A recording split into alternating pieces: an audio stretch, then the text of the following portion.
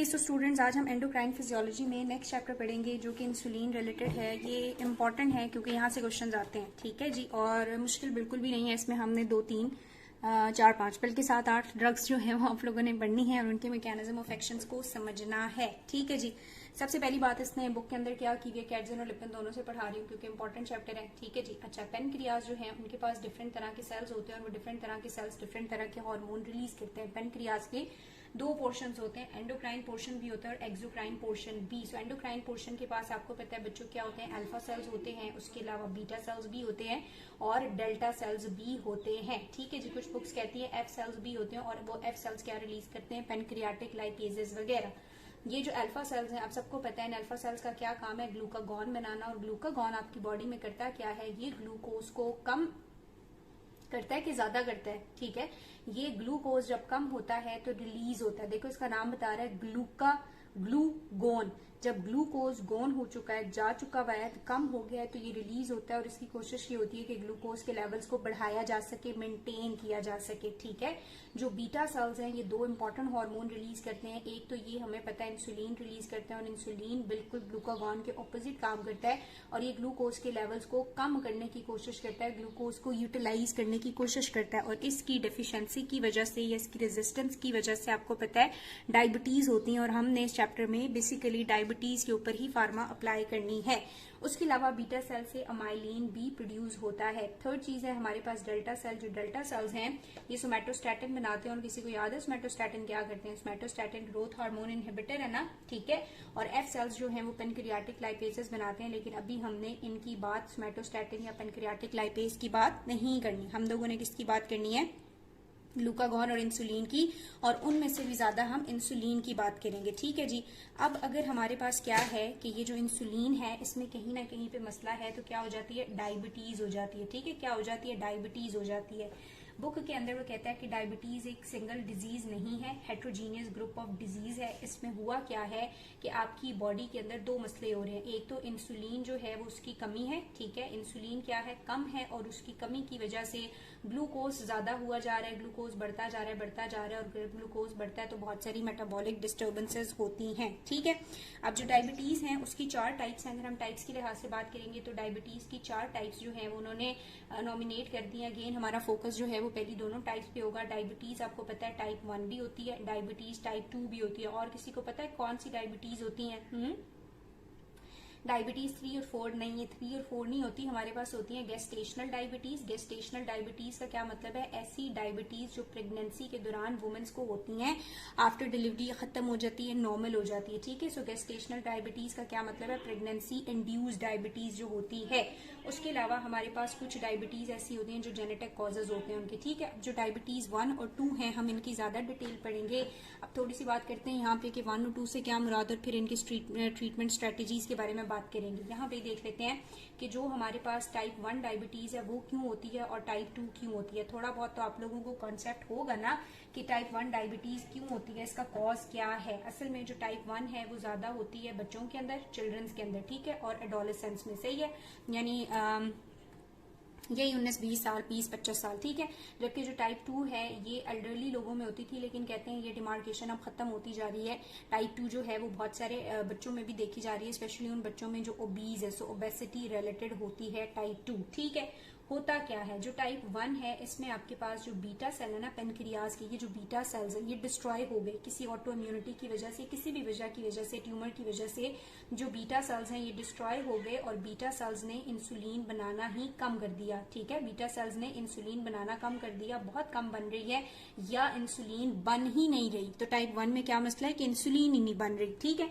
अगर हम बात करें टाइप 2 की तो इसमें जो है वो बीटा सेल्स में कोई मसला नहीं है, बीटा सेल्स ठीक है, वो इंसुलिन भी बना रहे हैं, लेकिन इंसुलिन क्या करती है, इंसुलिन आती है और आपके सेल्स के ऊपर एक्ट करती है और इन्हें बताती है कि जी ये ग्लूकोज पड़ा हुआ है, इस ग्लूकोज को यूज करो, यूटिलाइज करो, इसका अपटेक करो। अब ये सेल जो है ये इंसुलिन को रिस्पॉन्ड नहीं करते, तो आपके प्लाज्मा के अंदर ग्लूकोज लेवल भी ज्यादा है, इंसुलिन भी ज्यादा है, लेकिन इंसुलिन को ये सेल रिस्पॉन्ड ही नहीं करते, तो इंसुलिन रेजिस्टेंट हुई हुई है। जो सेल्स हैं वो क्या हुए हुए हैं, रेजिस्टेंट हुए हुए हैं, डिसेंसिटाइज हुए हुए हैं, वो इंसुलिन को जानते पहचानते ही नहीं है। तो क्या ऐसे पेशेंट में इंसुलिन देने से फायदा होगा हमें? खैर इतना नहीं होगा, लेकिन बहुत इमरजेंसी के केसेस हैं तो उनमें हम फिर एक्सोजीनियस इंसुलिन भी देते हैं। लेकिन पहली रिक्वायरमेंट हमारी यहाँ पे नॉन इंसुलिनोजेनिक या फिर जो इंसुलिनिक ड्रग्स नहीं है वो नॉन इंसुलिनोजेनिक या फिर अदर डायबिटिक ड्रग्स हम यूज करते हैं, इंसुलिन नहीं देते। जबकि यहाँ पे हम डायरेक्टली बाहर से इंसुलिन देते हैं क्योंकि इंसुलिन नहीं बन रही, आगे जाके हम देखेंगे। ठीक है, सो ये जो है वो बच्चों में ज्यादा होती है, बड़ों में ज्यादा होती है। अगेन ये डिमार्केशन अब जो है वो थोड़ी सी जो है वो ये चेंज होती जा रही है। सेकंड बात क्या है कि ये वाले होते हैं बीटा सेल की डिस्ट्रक्शन की वजह से जब इंसुलिन आपके पास बन ही नहीं रही, यहाँ पे इंसुलिन बनती है लेकिन सेल उसको रिस्पॉन्ड नहीं करते। ठीक है, उसके बाद कहते हैं कि अगर हम ट्रीटमेंट की बात करेंगे तो ट्रीटमेंट में आपने याद रखना है कि यहाँ पे हम उसको क्या देते हैं, एक्सोजीनियस इंसुलिन देते हैं। ठीक है, एक्सोजीनियस इंसुलिन दे सकते हैं हम, लेकिन यहाँ पे हमने क्या करनी है, पहले दूसरी अदर डायबिटिक, पहले तो बात है हम यहाँ पे ना उसको बहुत सारी दूसरी चीजें कहते हैं क्योंकि ओबेसिटी रिलेटेड होती है, हम उसको कहते हैं एक्सरसाइज करो, अपनी डाइट को कंट्रोल करो, वेट को कंट्रोल करो, इस तरह की चीजें। ठीक है, अगर ये ज्यादा थोड़ी सी स्वेयर होना शुरू हो जाए तो हम अदर डायबिटिक ड्रग्स देते हैं। अभी मैं आपको बताऊंगी उन डायबिटिक ड्रग्स में हमारे पास बहुत सारी क्लासेस आ जाती हैं, सो उनके बारे में हम बात करेंगे। अगर बहुत इमरजेंसी की सिचुएशन है तो फिर साथ में हम क्या भी दे सकते हैं, इंसुलिन भी दे सकते हैं। लेकिन फर्स्ट ड्रग ऑफ चॉइस यहाँ पे इंसुलिन नहीं होती, नॉन इंसुलिनोजेनिक ड्रग्स होती हैं। तो थोड़ा सा आप लोगों को कॉन्सेप्ट समझ आ गया कि हमारे पास जो इंसुलिन डायबिटीज टाइप 1 है और टाइप 2 है उनका क्या सीन है। ठीक है, अब बात कर लेते हैं कि ये जो टाइप 1 है इसके ट्रीटमेंट के लिए हमने क्या देनी होती है, इंसुलिन देनी है ना। सो हम इंसुलिन की और जो इंसुलिन के एनालॉग है उनकी बात करेंगे पहले कि जो इंसुलिन है या फिर इसके एनालॉग है, ये असल में बेसिकली होते क्या हैं, किस तरह से काम करते हैं, क्या इनका मैकेनिज्म ऑफ एक्शन है और क्या इनके एडवर्स इफेक्ट है। असल में ये जो इंसुलिन या इसके एनालॉग जो हमने बाहर से इंसुलिन हार्मोन देना एक्सोजीनियस में, वो कहता है, ये आपको पता है कि ये क्या है, ये एक पॉलीपेप्टाइड हार्मोन होता है। ठीक है, क्या है, पॉलीपेप्टाइड हार्मोन है। और इस पॉलीपेप्टाइड हार्मोन की दो चेन्स होती है ना, अल्फा और बीटा चेन्स होती हैं। अल्फा चेन के अंदर कितने अमाइनो एसिड्स होते हैं, 31, और बीटा चेन के अंदर कितने अमाइनो एसिड्स होते हैं, 20, पता नहीं शायद वाले तो ठीक है, लेकिन होते हैं कोई 51 या कुछ इस तरह के अमाइनो एसिड्स होते हैं इंसुलिन की चेन के अंदर, अल्फा बीटा चेन होती हैं इसमें। अगर आपको थोड़ी सी इसकी सिंथेसिस याद हो जो बॉडी के अंदर होती है, तो बॉडी के अंदर हमारे पास पहले प्री प्रो इंसुलिन बनता था। ठीक है, फिर ये प्री प्रो इंसुलिन किसमें कन्वर्ट होता है, प्रो इंसुलिन में, और ये प्रो इंसुलिन फिर कन्वर्ट होता था किसमें, इंसुलिन में। ये insulin along with C peptide जो है वेजिकल में पैक होता था और अपॉन स्टिमुलस ये रिलीज होता है। अब ये रिलीज कैसे होता है मैं आपको समझाती हूँ, लेकिन अपॉन स्टिमुलस जब ये रिलीज होता है इंसुलिन, तो ये इंसुलिन डिफरेंट तरह के काम करता है। ठीक है, अब ये जो सी पेप्टाइड इसके साथ रिलीज होता है, इसकी क्या सिग्निफिकेंस है, तो इंसुलिन जो है इसकी बहुत जल्दी मेटाबॉलिज्म हो जाता है, एलिमिनेशन हो जाती है, तो इसको मेजर करना पॉसिबल नहीं होता। लेकिन जो सी पेप्टाइड है इनका ड्यूरेशन ज्यादा होता है, सो जितना इंसुलिन रिलीज होता है उतना सी पेप्टाइड भी रिलीज होता है। सो सी पेप्टाइड को मेजर करके हम इंसुलिन की कंसंट्रेशन के बारे में अंदाजा लगा सकते हैं या उसको डायग्नोज कर सकते हैं। ठीक है, तो ये नॉर्मली जो इंसुलिन बनता है, और अगर इंसुलिन का जो एनालॉग हम बाहर से दे रहे हैं तो उसको कैसे सिंथेसाइज किया जाता है, यूजिंग डीएनए रिकॉम्बिनेंट टेक्नोलॉजी। ठीक है, बैक्टीरिया से with the help of DNA recombinant technology use करके एक्सोजीनियस इंसुलिन बनाया जाता है और उसे दिया जाता है। ठीक है, अब नेचुरल जो इंसुलिन है वो कैसे रिलीज हो रहा है इसके बारे में भी उसने थोड़ी बात की हुई है। नेचुरल इंसुलिन के रिलीज का आपको पहले भी पता होगा, थोड़ा सा मैं भी बता देती हूँ कि जैसे ही हमारे पास क्या है, ये हमारा जीआईटी ट्रैक है और हमने कोई ऐसा खाना खा लिया जिसमें बहुत ज्यादा ग्लूकोज था। ठीक है, अब जीआईटी ट्रैक से जब बहुत ज्यादा ग्लूकोज जो है वो ब्लड के अंदर आता है, तो ये ग्लूकोज क्या करता है, ये जो पेनक्रियाटिक सेल है, बीटा सेल है, यहाँ पे होते हैं हमारे पास GLUT2, इन GLUT2 की मदद से ये ग्लूकोज अंदर जाता है। जैसे ये ग्लूकोज अंदर जाता है इसके ऊपर ग्लूकोकाइनेज एक्ट करती है, ग्लूकोज 6 फॉस्फेट में कन्वर्ट हो जाता है। ठीक है, ये ग्लूकोज 6 फॉस्फेट से ग्लूकोज 6 फ्रुक्टोज में, ग्लूकोज 1,6 फ्रुक्टोज में वगैरह वगैरह पूरा वो ग्लाइकोलिसिस का पाथवे चलता है और किसमें कन्वर्ट हो जाता है, पायरुवेट में। ठीक है, अब ये पायरुवेट आगे से किसमें कन्वर्ट होता है, एसिटिक एसिड में, और एसिटिक एसिड किसको एंटर करता है, टीसीए को, और जब टीसीए को एंटर करता है तो आपके पास क्या बनती है, एटीपी। नेट रिजल्ट क्या आया कि ग्लूकोज जो है वो GLUT2 की मदद से एक बीटा सेल के अंदर जाता है और वहां पे विद द हेल्प ऑफ या मतलब जाके टीसीए साइकिल के अंदर जाके क्या बनाता है, एटीपी बना देता है। नॉर्मली यहाँ पे सेल्स होते हैं, यहाँ पे चैनल्स होते हैं, इन्हें हम कहते हैं potassium ATP dependent potassium channels. ठीक है, अब हुआ क्या कि इसमें से नॉर्मली क्या हो रहा होता है, पोटाशियम बाहर जा रहा होता है। पोटाशियम एक पॉजिटिव आयन है। जब एटीपी बनते हैं तो ये एटीपी क्या करते हैं, इन पोटाशियम चैनल्स को ब्लॉक कर देते हैं। क्या करते हैं, पोटाशियम चैनल्स को एटीपी ब्लॉक कर देते हैं। अब ये पॉजिटिव आयन बाहर नहीं जा रहा, पॉजिटिव आयन जब अंदर रहता है तो अंदर क्या होना शुरू हो जाती है, डीपोलराइजेशन और थ्रेशोल्ड राइज होता है। ठीक है, जैसे थ्रेशोल्ड राइज होता है इस पोटाशियम की अंदर रहने की वजह से, तो आपके पास यहाँ पे बच्चों कैल्शियम चैनल्स खुल जाते हैं। कैल्शियम जैसे ही अंदर आता है तो हमारे पास क्या होना शुरू हो जाता है, इंसुलिन बाहर चला जाता है। ठीक है, इंसुलिन क्या चला जाता है बाहर। बहुत सारे हार्मोन से, न्यूरोपेप्टाइड से हमने कहा था, हमें नहीं पता क्या होता है, लेकिन कैल्शियम अंदर आता है और उनकी एक्सोसाइटोसिस होना शुरू हो जाती है। तो जैसे ही कैल्शियम अंदर आता है तो इंसुलिन जो है अलॉन्ग विद सी पेप्टाइड जो पैक हुआ था, इसकी एक्सोसाइटोसिस हो जाती है। अब थोड़ा सा मुश्किल अगर लगा है तो बस इतना समझ लो कि ग्लूकोज आता है और ग्लूकोज की वजह से क्या बनता है, एटीपी बनता है। एटीपी क्या करता है, पोटाशियम चैनल्स को ब्लॉक करता है। पोटाशियम चैनल ब्लॉक होते हैं तो पोटाशियम अंदर रहता है, अंदर पॉजिटिविटी बढ़ती है। पॉजिटिविटी की वजह से डीपोलराइजेशन होती है। डीपोलराइजेशन की वजह से कैल्शियम आता है और कैल्शियम की वजह से हमारे पास क्या होना शुरू हो जाता है, इंसुलिन ई फ्लक्स शुरू हो जाता है। इंसुलिन जो है वो बाहर जाना शुरू कर देती है। तो ये नॉर्मली इंसुलिन का बीटा सेल से रिलीज हो रहा है। कैटजन के अंदर भी इसको एक्सप्लेन किया हुआ इन्होंने। ठीक है, अब दूसरी बात ये है कि अगर इंसुलिन रिलीज हो गया तो इसके क्या इफेक्ट्स हैं, और बाहर से भी अगर हमने इंसुलिन दिया हुआ है तो ये क्या काम करता है यार, क्या काम करता है। इंसुलिन जो है उसकी कोशिश होती है कि जितना भी ग्लूकोज है इसको यूटिलाइज कराया जाए। ठीक है, तो इंसुलिन क्या करता है, लिवर के ऊपर एक्ट करता है और लिवर में जितना भी ग्लूकोज होता है उसको कन्वर्ट कराना शुरू कर देता है। किसमें, ग्लाइकोजन में। किसमें कन्वर्ट कराता है, ग्लाइकोजन में। अब ये जो ग्लाइकोजन में कन्वर्जन है ये उसके ग्लाइकोजन के जो पाथवे है उसके एंजाइम्स को एनहांस करके करता है। ठीक है, ग्लूकोज को पहले अंदर ट्रैप करने के लिए, लिवर के अंदर ट्रैप करने के लिए ग्लूकोज काइनेज के लेवल बढ़ाता है, पायरुवेट काइनेज के लेवल बढ़ते हैं, फॉस्फोफ्रुक्टोज के लेवल बढ़ते हैं, ताकि ज्यादा से ज्यादा ग्लूकोज जो है वो टीसीए में एंटर करे, वहां पे यूटिलाइज हो और अमाइनो एसिड्स और प्रोटीन्स बनते जाए और बाकी ग्लूकोज जो है वो कहाँ चला जाए, ग्लाइकोजन में कन्वर्ट होना शुरू हो जाए। दूसरी बात ये है कि ये प्रोटीन के कैटाबॉलिज्म को भी कम करता है और प्रोटीन की सिंथेसिस को एनहांस करता है। प्रोटीन की सिंथेसिस को कैसे एनहांस करता है, ग्लूकोज जब एंटर करता है टीसीए में और आगे बनता है एसिटिक एसिड, और एसिटिक एसिड से ऑक्सैलो एसीटेट, तो एक्सैलो एसीटेट से आगे क्या बनना शुरू होते हैं, अमाइनो एसिड एंड प्रोटीन्स। ठीक है, तो प्रोटीन सिंथेसिस को एनहांस करता है, कैटाबॉलिज्म को कम करता है, सेम एज ये टैग की सिंथेसिस को भी एनहांस कर देता है। अब मैं यहाँ बहुत डिटेल में नहीं जाऊंगी कि टैग ये कैसे सिंथेसाइज करता है, ये सारे मेटाबॉलिज्म आपने बायोकेमिस्ट्री में पढ़े हुए हैं। स्केलेटल मसल्स के ऊपर भी अगर बात करेंगे तो ये तो लिवर के ऊपर इफेक्ट हो गए, स्केलेटल मसल्स में भी सेम ग्लूकोज की जो अपटेक है with the help of GLUT4 बढ़ाता है और स्केलेटल मसल में ग्लूकोज को किसमें कन्वर्ट करना शुरू कर देता है, ग्लाइकोजन में, और टैग की सिंथेसिस जो है वहां पे भी स्टार्ट कराता है और एडिपोज टिश्यू में भी सेम टैग की स्टोरेज करता है और लाइपोलिसिस को कम करता है। तो ये हमारे पास इंसुलिन के क्या है, इफेक्ट्स हैं। किसी भी तरीकों से, चाहे ग्लूकोज से ग्लाइकोजन बनता है तो बनाता है, ग्लूकोज से प्रोटीन्स बनते हैं तो बनाता है, ग्लूकोज से टैग बनता है तो टैग बनवाता रहता है प्रोटीन, और टैग को कहता है तुम डिग्रेड ना होना। तो ये एंडोजीनियस इंसुलिन, या अगर हम बाहर से देंगे तो वो इस तरह से इंसुलिन के ग्लूकोज के लेवल्स को कम करने की कोशिश करता है। अब इसके फार्माकोकिनेटिक फीचर्स में उन्होंने एक्सप्लेन किया हुआ है कि जो एक्सोजीनियस इंसुलिन आप देंगे वो इंसुलिन कैसे बनता है, मैंने अभी बताया रिकम्बिनेंट टेक्नोलॉजी से। ठीक है, रिकम्बिनेंट टेक्नोलॉजी से बनता है। दूसरी इंपॉर्टेंट चीज ये है कि इसका जो ऑनसेट है और इसका जो ड्यूरेशन है ना वो वेरी करता है, और इसके ऑनसेट और ड्यूरेशन की बेस पे इसकी जो प्रिपरेशन है उनको 4 टाइप्स में डिवाइड किया हुआ है। एक हमारे पास रैपिडली एक्टिंग प्रिपरेशन है इसकी, दूसरे नंबर पे हमारे पास इसकी स्लो एक्टिंग ड्रग्स आ जाएंगी, स्लो एक्टिंग इंसुलिन एगनिस्ट आ जाएंगे, फिर थर्ड में हमारे पास इंटरमीडिएट एक्टिंग है और लॉन्ग एक्टिंग। अब ये चारों मैं अभी आपके साथ डिस्कस करती हूँ। ठीक है, उसके बाद इंपॉर्टेंट चीज जो यहाँ से है वो आपने याद रखनी है रूट के लिहाज से। अब मुझे बताओ कि क्या इंसुलिन को हम ओरली दे सकते हैं, इंसुलिन है क्या, एक पेप्टाइड है। पेप्टाइड का क्या मतलब है, एक प्रोटीन है। प्रोटीन जब जाता है तो आपकी जीआईटी ट्रैक में कौन होते हैं, वो पेप्सिन और ट्रिप्सिन, तो वो तो सारे प्रोटीन को डिग्रेड कर देंगे। तो ओरल पाथवे से इंसुलिन नहीं दिया जा सकता। इसके लिए मोस्ट प्रेफर्ड जो रूट है वो सबक्यूटेनियस है। ठीक है, इजीली सेल्फ एडमिनिस्टर्ड होता है, सबक्यूटेनियसली इंसुलिन का इंजेक्शन जो है वो लगा लेते हैं, क्योंकि टाइप 1 डायबिटीज के पेशेंट को ये लगाना पड़ता है दिन में 2 बार या 3 बार, तो सबक्यूटेनियसली इंजेक्ट करना आसान है। दैट्स वाई वो क्या करते हैं, इसका जो ज्यादा इंपॉर्टेंट रूट है या कॉमन है वो सबक्यूटेनियस है।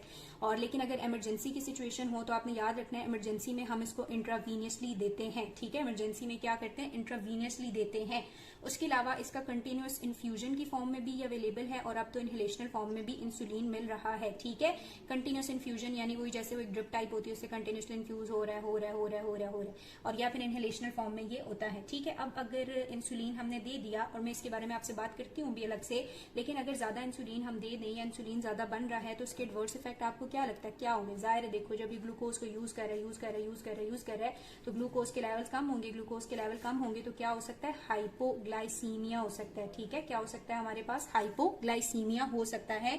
मोस्ट कॉमन एडवर्स इफेक्ट है। इस हाइपोग्लाइसीमिया को प्रिवेंट करने के लिए जब आप किसी भी पेशेंट को इंसुलिन देते हो तो साथ आप उसको कोई शुगर, कोई टॉफी वगैरह इस तरह की चीज चूसने को भी कहते हो, कोई भी शुगर मॉलिक्यूल वो ले सकता है, या फिर ग्लूकागॉन का इंजेक्शन भी साथ देते हैं ताकि अगर इंसुलिन ग्लूकोज को यूज करे तो उसको पोस्ट करने के लिए ग्लूकागॉन मौजूद हो जो इंसुलिन को बचाए और नॉर्मल ग्लूकोज कंसेंट्रेशन मेंटेन रहे।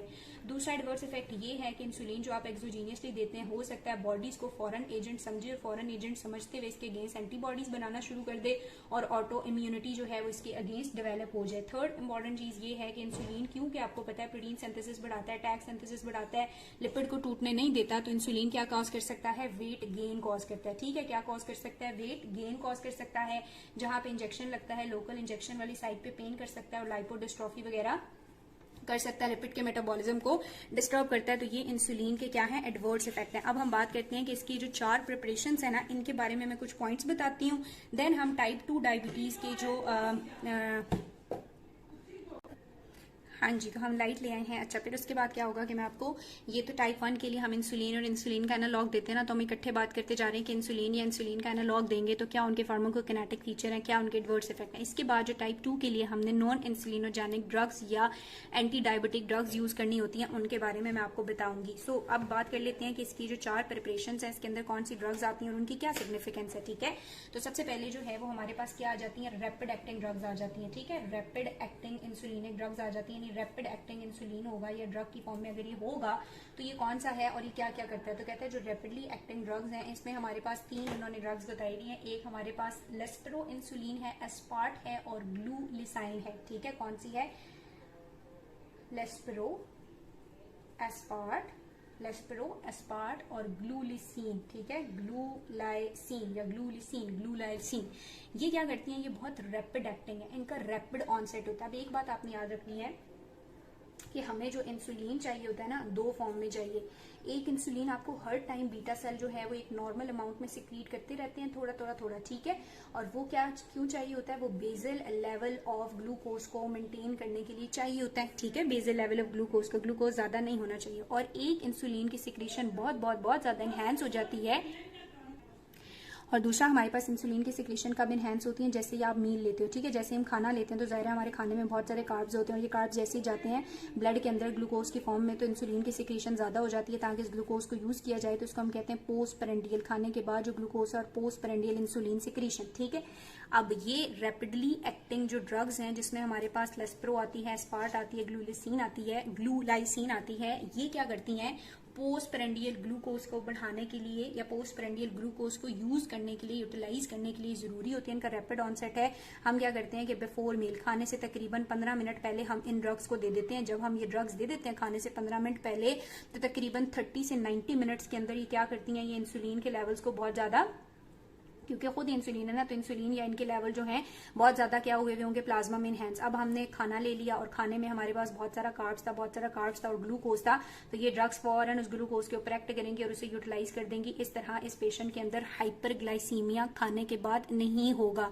नॉर्मली हमें हाइपरग्लाइसीमिया नहीं होता क्योंकि खाने के बाद क्या रिलीज हुआ हुआ होता है? इंसुलिन रिलीज होता है और वो हमारी ग्लूकोज को यूज कर लेता है।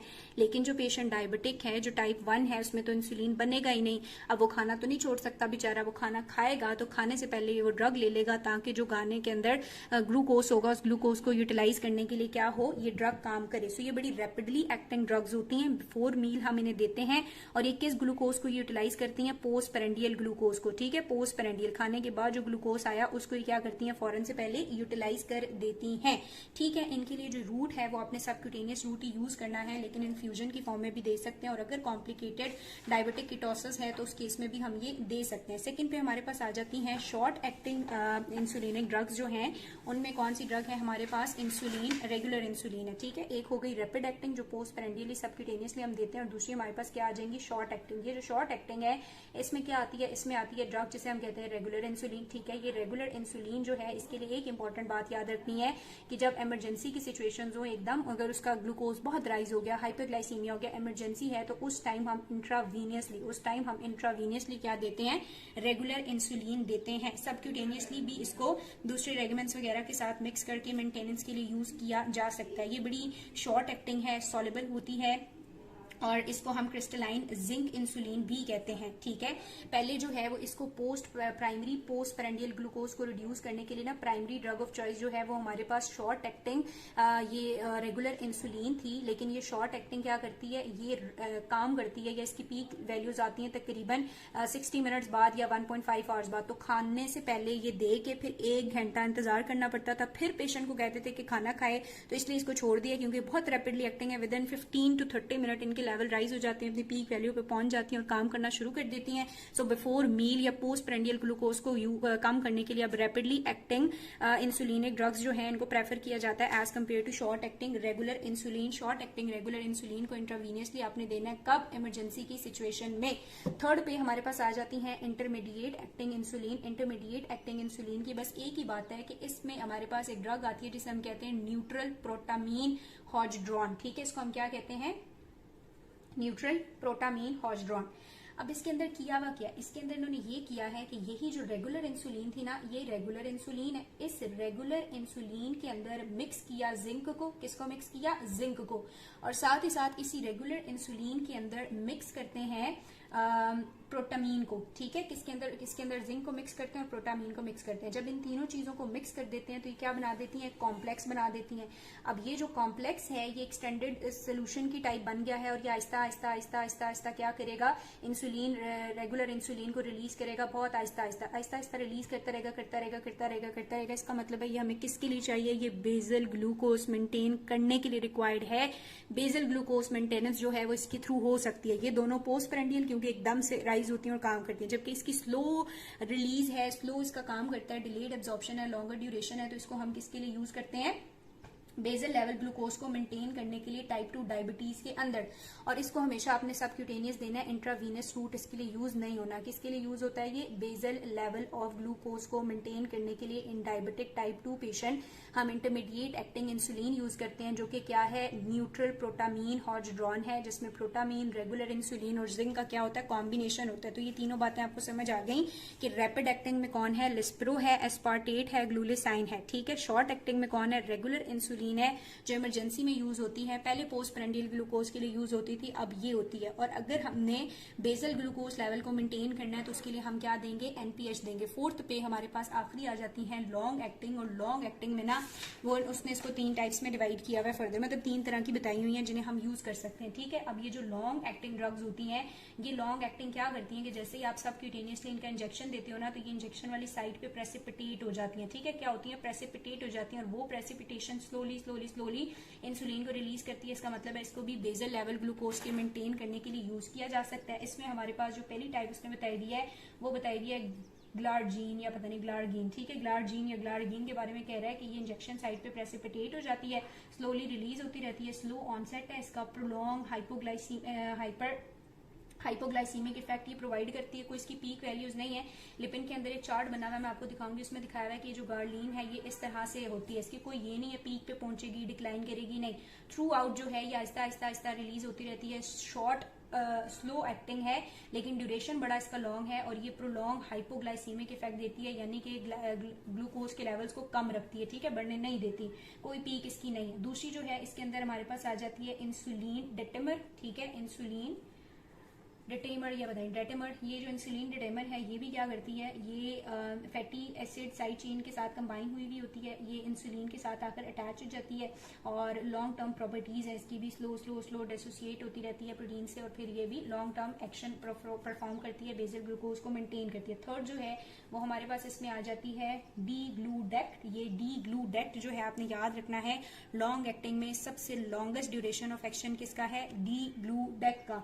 ये भी स्लो रिलीजर है और अगेन बेसल लेवल मेंटेन करती है, सबक्यूटेनियसली हम इनको देते हैं। इसके बाद आपको ये इंसुलिन वाली बात समझ आ गई जो डायबिटीज टाइप 1 में हमने की कि टाइप 1 को यूज करने के लिए, ट्रीट करने के लिए हम क्या यूज करते हैं, इंसुलिन यूज करते हैं, इंसुलिन के एनालॉग यूज करते हैं। हमने नॉर्मल इंसुलिन की भी बात की, उसके रिलीज की भी बात की, एक्शन की भी बात की और जो हमने एक्सोजीनियसली देनी है वो किस प्रिपरेशन से देनी है, किस रूट के थ्रू देनी है और कौन कौन सी तरह की है। रैपिड एक्टिंग है जो हमें पोस्ट पेरेंडियल देनी है, इंटरमीडिएट शॉर्ट एक्टिंग है जो पहले पोस्ट पेरेंडियल ही दी जाती थी लेकिन अब इमरजेंसी में देते हैं, और बाकी जो दोनों हैं इंटरमीडिएट और लॉन्ग एक्टिंग, जिसमें गार्लिन आता है, इंसुलिन डिटेमर आता है और डी ग्लूडेक आता है, ये हम यूज करते हैं किसके लिए? बेसल लेवल ऑफ ग्लूकोज को मेंटेन करने के लिए। इसके बाद कहते हैं कि आप जो है वो डायबिटीज टाइप 1 के पेशेंट को कॉम्बिनेशन भी दे सकते हो। आप उसको 70% जो है वो एनपीएच भी दे सकते हो और 30% साथ में क्या दे सकते हो? इंसुलिन रेगुलर दे सकते हो, या दोनों का 50-50% भी दे सकते हो। तो डिपेंड करेगा पेशेंट की कंडीशन पे और उसकी मतलब सिचुएशन पे कि इमरजेंसी है या नहीं, उसके मुताबिक हम इसको देंगे। ठीक है, तो ये बात होगी किसकी? डायबिटीज टाइप 1 के पेशेंट की। अब हमने बात करनी है किसके? कि जिसको डायबिटीज टाइप 2 है